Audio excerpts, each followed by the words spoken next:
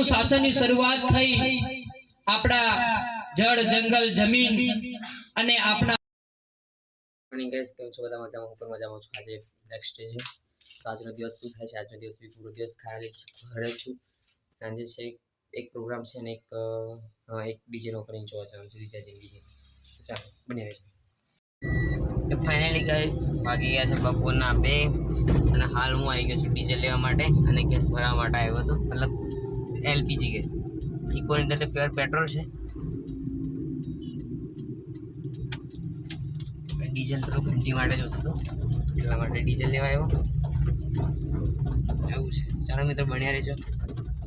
તારીખ पे तारीख तारीख पे तारीख तारीख पे तारीખ કઈ નહીં મિત્રો. હાલ તો મારે એક પ્રોગ્રામમાં જવાનું છે ડીજેનું ઓપનિંગ જોવા માટે. ડીજેનું ઓપનિંગ કેન્સલ થયું છે એટલા માટે હવે હું સાંજે જવાનું છું. મિત્રો હાલ તો હું ક્લાસ જવાનો પ્લાન નહોતો પણ નક્કી ગયો ક્લાસ જવા માટે. ફૂલ સેફટી જો દોરો બોરો ના આવે એના માટે, કેમ કે અત્યારે બહુ મરી ગયા છે દોરા લીધે. બહુ સેફટી રાખવી પડે ને તમારા ભાઈ, દૂર તારા ખજાને થઈ જશે.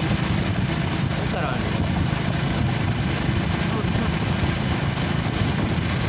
જેમ આંખોની ચશ્મા મેં મોડાની ચશ્મા આવતી હોય ને તો સારું. મોડામાં શ્વાસ બી લેવાય, મોડામાં ડાયરેક્ટ ખાઈ શકાય. જેમ આંખોની અંદર આપણે જોઈ શકીએ છીએ. ખાલી કચરો ને એવું બધું નહીં જવા જોઈએ.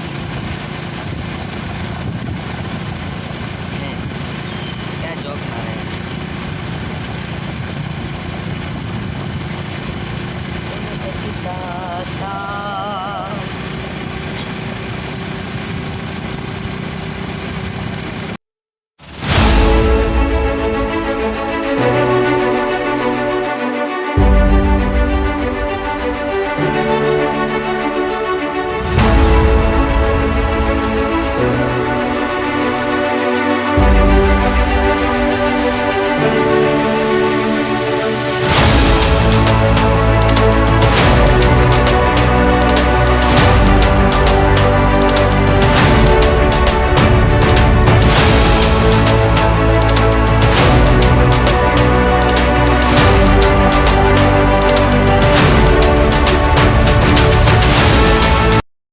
I am coming in my class.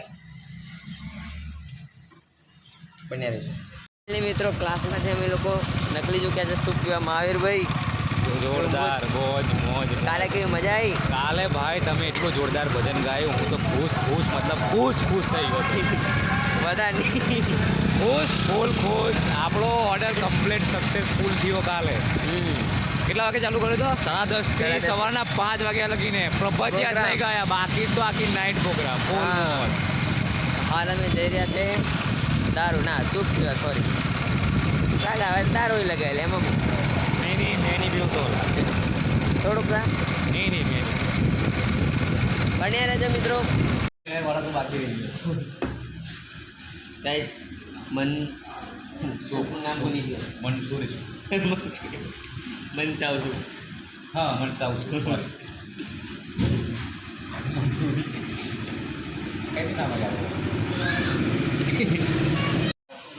પાણી સૂપ પી લીધો. શું મંગાવ્યું?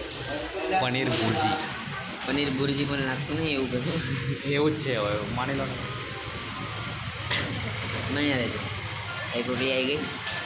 એક જ રોટલી આવે ભાઈ 5 રોટલી કેટલી? 5 રોટલી કેટલી? આપણે એક રોટલી આની અંદર એક જ આવે એવું કે આપણે અલગથી મંગાવી. હવે આની અંદર કેટલી રોટલી આવે?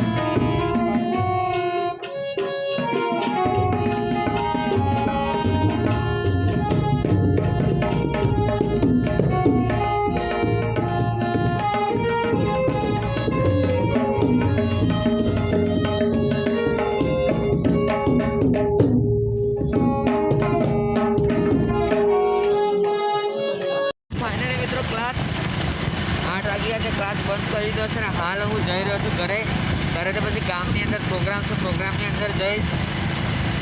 તો ચાલો મિત્રો બન્યા રહેજો. કાંઈ નહીં એટલે બન્યા રહેજો.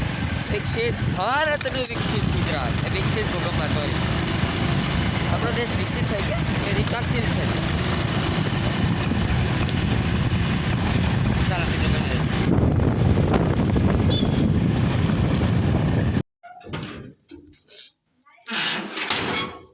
हाँ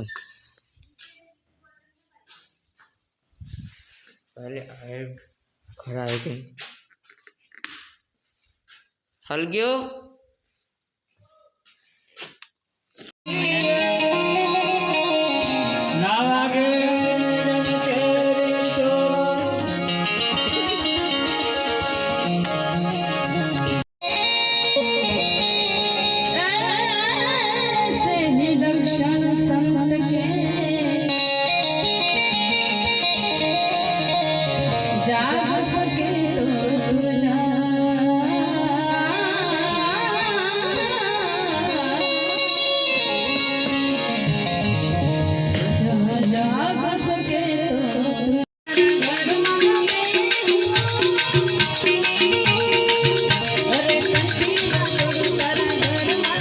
મુંડા જેવા સમુદાયે પોતાનો રાજ્ય સ્થાપ્યા અને જ્યાં જરૂર પડે ત્યારે રાજપૂત રાજાઓને પણ મદદ કરવા માટે બહાદુર યોદ્ધા તરીકે ઘણા આદિવાસી ક્રાંતિકારો વીરો શહીદ પણ થયા છે.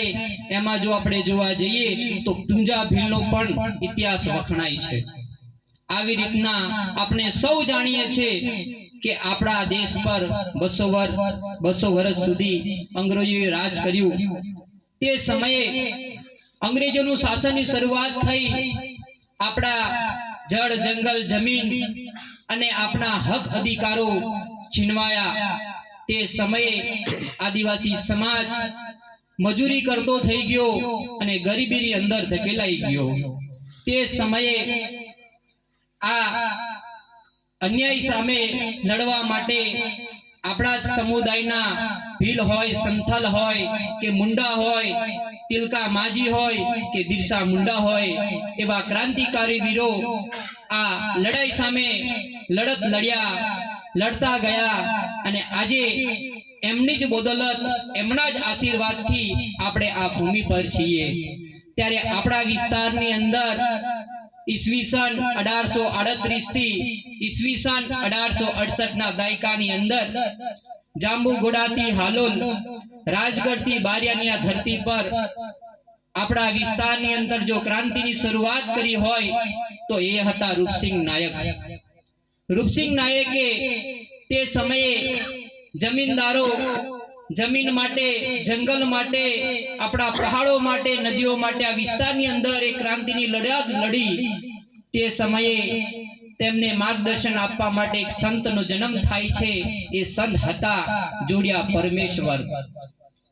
જોડિયા પરમેશ્વર સંત સર્વ સમાજને, આદિવાસી સમાજને એક ઉપદેશ આપતા હતા.